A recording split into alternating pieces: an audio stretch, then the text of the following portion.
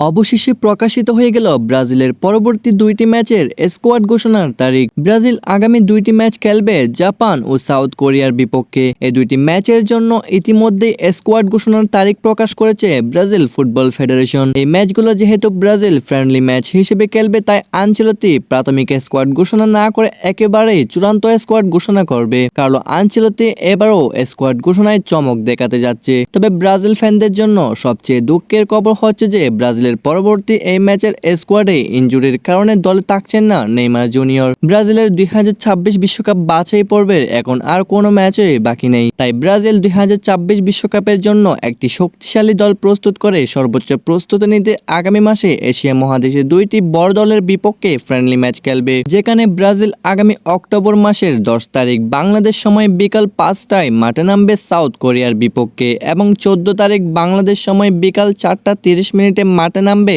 জাপানের বিপক্ষে। ব্রাজিলের পরবর্তী দুইটি ম্যাচের জন্য ইতিমধ্যে প্লেয়ার যাচাই বাছাইয়ের কাজ শুরু করে দিয়েছে আনচেলত্তি ও তার কোচিং স্টাফরা। কার্লো আনচেলত্তি ব্রাজিলের এই পরবর্তী ম্যাচের জন্য আগামী 1 অক্টোবর গত ম্যাচের স্কোয়াডে থাকা বেশ কিছু খেলোয়াড়কে বাদ দিয়ে চূড়ান্ত স্কোয়াড ঘোষণা করবে। আনচেলত্তি এই স্কোয়াডে বেশ ভালো ভালো প্লেয়ারকে রাখবে, তবে আমি কয়েকজন প্লেয়ারের নাম বলতেছি যারা কিনা ব্রাজিলের পরবর্তী ম্যাচের স্কোয়াডে থাকবে, এটি 100% নিশ্চিত। যেখানে ব্রাজিলের নাম্বার 9 হিসেবে আবারও দলে থাকবে জোয়াও পেদ্রো।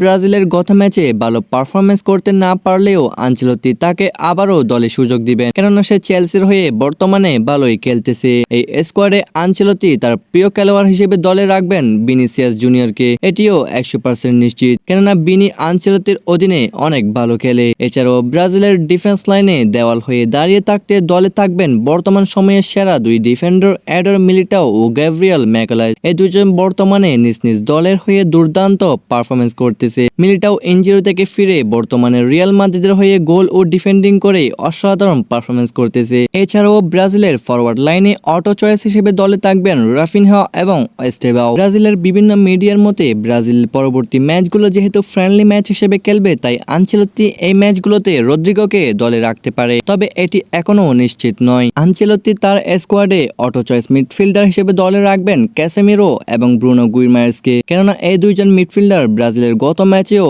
অসাধারণ পারফরমেন্স করেছে। ব্রাজিল দলে এই দুইজন মিডফিল্ডার থাকলে মিডফিল্ড নিয়ে আর কোনো সমস্যা থাকবে না। কার্লো আনচেলত্তি ব্রাজিলের পরবর্তী ম্যাচগুলো নিয়ে বলেন, এই ম্যাচগুলো ফ্রেন্ডলি ম্যাচ হলেও আমাদের জন্য গুরুত্বপূর্ণ, কেননা এই ম্যাচগুলোর মাধ্যমে আমরা 2026 বিশ্বকাপের জন্য একটি শক্তিশালী দল প্রস্তুত করতে পারবো। আনচেলত্তি 1 অক্টোবর কাকে কাকে দলে রাখে তা এখনো বলা যাচ্ছে না, তবে আমি যাদের নাম বলেছি তারা দলে থাকবে এটি নিশ্চিত। তো বন্ধুরা, ব্রাজিলের পরবর্তী দুইটি ম্যাচে আপনারা কাকে কাকে দলে দেখতে চান তা কমেন্টে জানিয়ে দিন। আর আপনি যদি ব্রাজিলের ফ্যান হয়ে থাকেন এবং ব্রাজিলের সকল আপডেট নিউজ তাড়াতাড়ি পেতে চান, তাহলে আমাদের চ্যানেলটিকে এক্ষুনি সাবস্ক্রাইব করে রাখুন।